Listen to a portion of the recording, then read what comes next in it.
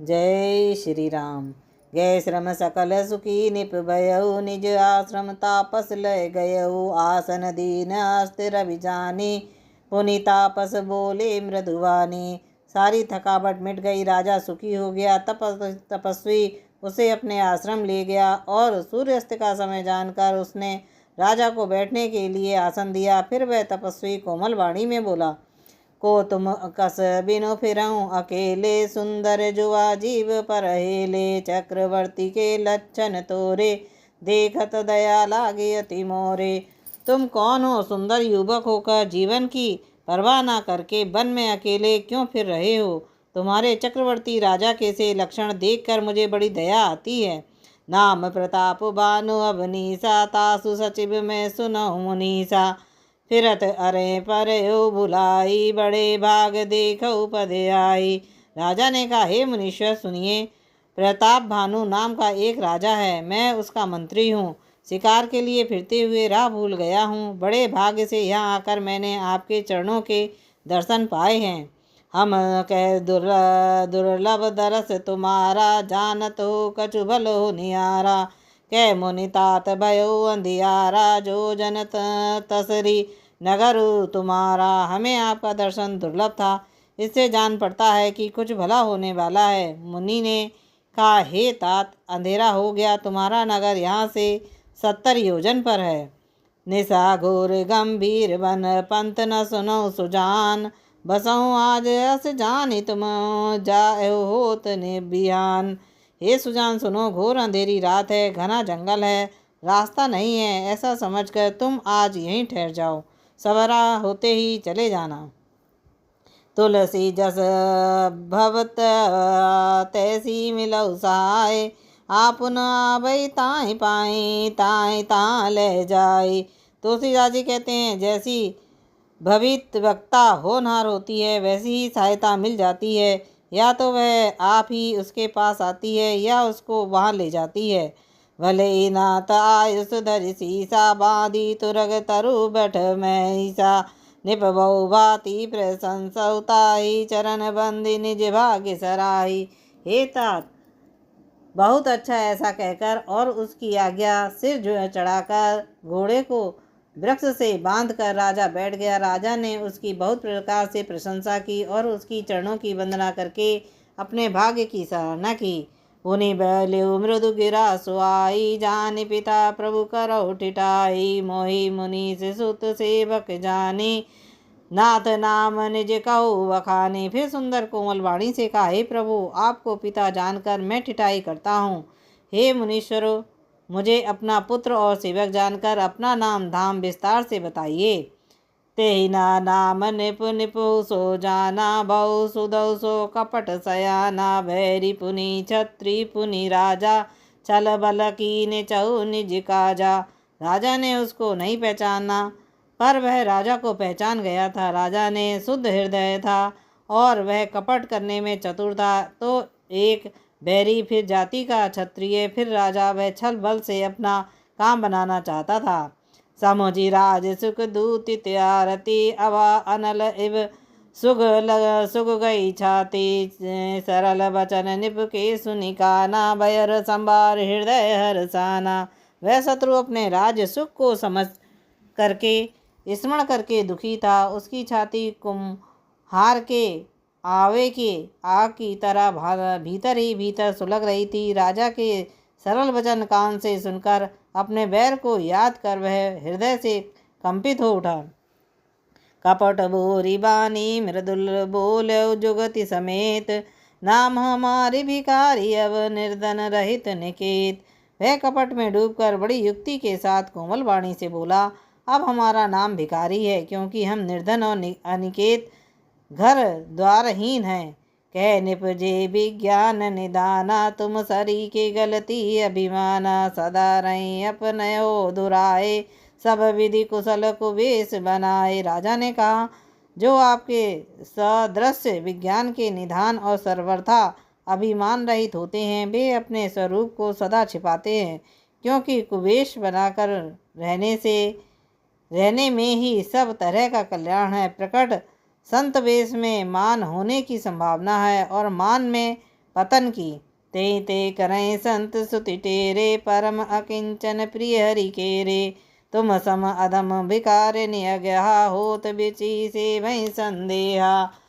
इसी से तो संत और वेद पुकार कर कहते हैं कि परम अकिंचन, सर्वथा अहंकार, ममता और मान रहित ही भगवान को प्रिय होते हैं। आप सरी के निर्धन भिखारी और गृहहीनों को देखकर ब्रह्मा और शिवजी को भी संदेह हो जाता है कि वे वास्तविक संत हैं या भिखारी। जो सी तब चरण नमामि, मोह पर कृपा करो अब स्वामी। सहज प्रिय भूपति के देखी, आप विषय विश्वास विशेषी। आप जो हो सो हो, अर्थात जो कोई भी हो, मैं आपके चरणों में नमस्कार करता हूँ।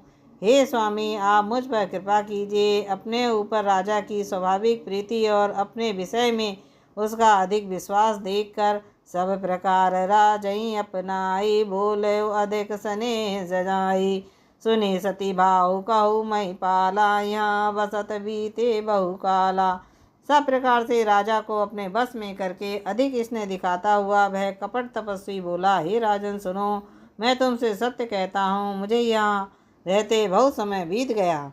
अब लगी मोई न मिलो कोई, मैं ना जना बहुकाऊ।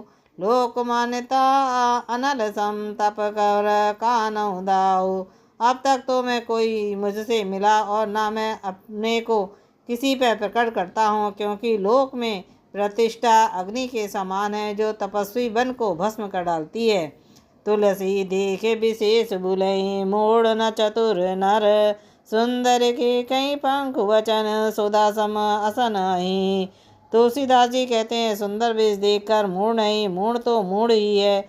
चतुर मनुष्य भी धोखा खा जाते हैं। सुंदर मोर को देखो, उसका वचन तो अमृत के समान है और आहार सांप का है।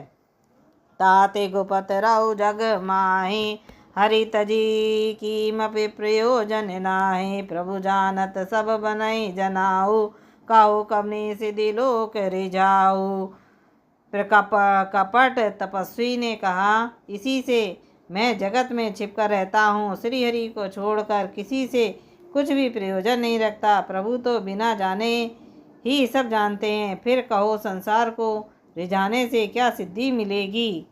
तुम सुचि सुमति परम प्रिय मोरे, प्रीत प्रीत मोहि पर तोरे।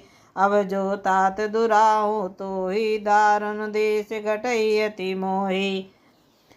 तुम पवित्र और सुंदर बुद्धि वाले हो, इससे मुझे बहुत ही प्यारे हो और तुम्हारी भी मुझ पर प्रीति और विश्वास है। हे तात, अब यदि मैं तुमसे कुछ छिपाता हूँ तो मुझे बहुत ही भयानक दोष लगेगा। जिमि जिमि ताप सुकई उदासा, तपि तपि निपत उपज विश्वासा। देखा सब वस कर्म मन बानी, तब बोला तपास बग ध्यानी। ज्यों ज्यों वह तपस्वी उदासीनता की बातें कहता था, त्यों ही त्यों राजा को विश्वास उत्पन्न होता जाता था। जब उस बगुले की तरह ध्यान लगाने वाले कपटी मुनि ने राजा को कर्म मन और वचन से अपने बस में जाना, तब वह बोला, नाम हमार एक तनुबाई, सुनि निप बोले पुन सुरनाई। कहो नाम कर अकत बकानी, मोहि सेवक अति आपन जानी। हे भाई, हमारा नाम एकु तनु है। यह सुनकर राजा ने फिर सिर नवाकर कहा, मुझे अपना अत्यंत अनुरागी सेवक जानकर अपने नाम का अर्थ समझाकर कहिए। आदि सृष्टि उपजई जबई, तब उत्पत्ति भय मोरी। नाम एक तनु हेत ते, देना धरी बहोरी। कपटी मुनि ने कहा, जब सबसे पहले सृष्टि उत्पन्न हुई थी तभी मेरी उत्पत्ति हुई थी, तब से मैंने फिर दूसरी देह नहीं धारण की, इसी से मेरा नाम एक तनु है। जनिया चज करहु मन माहे, सुत तब ते दुर्लभ कछु नाहे। तप बल ते जग स्वयं विधाता, तप बल विष्णु भय परित्राता। हे पुत्र, मन में आश्चर्य मत करो, तब से सब कुछ दुर्लभ नहीं है। तब से बल से ब्रह्मा जगत को रचते हैं, तब से ही बल से विष्णु संसार का पालन करने वाले बने हैं। तप बल शंभु करई संगारा, तप ते अगम न कछु संसारा। भयो निपै सुनि अति अनुरागा, कथा पुरातन कहे सो लागा। तप से ही बल से रुद्र संहार करते हैं, संसार में कोई ऐसी वस्तु नहीं जो तप से ना मिल सके। यह सुनकर राजा को बड़ा अनुराग हुआ। तब वह तपस्वी पुरानी कथाएं कहने लगा। कर्म धर्म इतिहास अनेका, करई निरूपण विरित विवेका, उद्भव पालन पलय कहानी, कही से अमित आद्रज बखानी। कर्म धर्म और अनेक प्रकार के इतिहास कहकर वह वैराग्य और ज्ञान का निरूपण करने लगा। सृष्टि की उत्पत्ति, पालन, स्थिति और संहार प्रलय की अपार आश्चर्य भरी कथाएं उसने विस्तार से कहीं। सुनि महीप तापस बस भयऊ, आपन नाम कहन तब लयऊ, कह तप तापस निप जान्यऊ, तो ही कीनऊ कपट लाग बल मोही। राजा सुनकर उस तपस्वी के बस में हो गया और वह उसे अपना नाम बतलाने लगा। तपस्वी ने कहा, राजन, मैं तुमको जानता हूँ, तुमने कपट किया, वह मुझे अच्छा लगा। सुनि मही से असी नीति जय, तह नाम न कही निप, मोहि तो ही पर अति प्रीति, सोई चतुरता विचारी तब। हे राजन, सुनो, ऐसी नीति है कि राजा लोग जहाँ तहाँ अपना नाम नहीं करते। तुम्हारी वही चतुराई समझकर तुम पर मेरा बड़ा प्रेम हो गया। नाम तुम्हारा प्रताप दिनेशा, सत्य के तव पिता नरेशा, गुरु प्रसाद सब जानहि राजा, कहीं ना आपन जाने अकाजा। तुम्हारा नाम प्रताप भानु है महाराज, सत्य केतु तुम्हारे पिता थे। हे राजन, गुरु की कृपा से मैं सब जानता हूँ, पर अपनी हानि समझकर कहता नहीं। देखी तात तब सहज सुधाई, प्रीति प्रपीति नीति निपुनाई, उपजी परी ममता मन मोरे, कहु कथा निज पूछे तोरे। हे तात, तुम्हारा स्वाभाविक सीधापन, सरलता, प्रेम, विश्वास और नीति में निपुणता देखकर मेरे मन में तुम्हारे ऊपर बड़ी ममता उत्पन्न हो गई है। इसलिए मैं तुम्हारे पूछने पर अपनी कथा कहता हूँ। अब प्रसन्न मैं संशय नाहि, मागु जो भूप भाव मन माहि, सुनि सुवचन भूपति हर्षाना, गई पद विनय कीनि विधि नाना। अब मैं प्रसन्न हूँ, इसमें संदेह न करना। हे राजन, जो मन को भावे वही मांग लो। सुंदर प्रिय वचन सुनकर राजा हर्षित हो गया और मुनि के पैर पकड़कर उसने बहुत प्रकार से विनती की। कृपा सिंधु मुनि दर्शन तोरे, चारि पदारथ कर तलपो मोरे। प्रभु तथापि प्रसन्न बिलो की, मागी अगम बर हो असोखी। हे दया सागर मुनि, आपके दर्शन से ही चारों पदार्थ अर्थ धर्म काम मोक्ष आदि मुट्ठी में आ गए। तो भी स्वामी को प्रसन्न देकर मैं यह दुर्लभ वर मांगकर क्यों ना शोक रहित हो जाऊं। जरा मरण दुख रहित तनु, समर जीत जन को, एक छत रिपुहीन मई, राज कलप सत हो। मेरा शरीर वृद्ध अवस्था, मृत्यु और दुख से रहित हो जाए, मुझे युद्ध में कोई न जीत सके और पृथ्वी पर मेरा ही कल्प तक एक छत्र एक टंकक राज्य हो। कह तापस निप ऐसे ही हो, कारण एक कठिन सुन सो। पालो तुम पद नास सीसा, एक विप्र प्रकुल छाड़ी महिषा। तपस्वी ने कहा, हे राजन, ऐसा ही हो, पर एक बात कठिन है, उसे भी सुन लो। हे पृथ्वी के स्वामी, केवल ब्राह्मण कुल को छोड़ काल भी तुम्हारे चरणों पर सिर नवाएगा। तप बल विप्र सदा बरियारा, तिनके कोप न को रखवारा, जो विप्र बस करौ नरेशा, तो तहु बस विधि विष्णु महेशा। तप के बल से ब्राह्मण सदा बलवान रहते हैं, उनके क्रोध से रक्षा करने वाला कोई नहीं है। हे नरपति, यदि तुम ब्राह्मणों को बस में कर लो तो ब्राह्मण विष्णु और महेश भी तुम्हारे अधीन हो जाएंगे। चलना ब्रह्म कुल सन बरियाई, सत्य कहु दो भुजा उठाई, विप्र प्राप बिनु सुनि मई पाला, तोर नाश नहीं कनहु काला। ब्राह्मण कुल से जोर जबरदस्ती नहीं चल सकती, मैं दोनों भुजा उठाकर सत्य कहता हूँ। हे राजन, सुनो, ब्राह्मणों के श्राप बिना तुम्हारा नाश किसी काल में नहीं होगा। हर से राहु वचन सुनितासु, नाथ न होई मोर अब नासु, तब प्रसाद प्रभु कृपा निदाना, मोह को सर्व काल कल्याणा।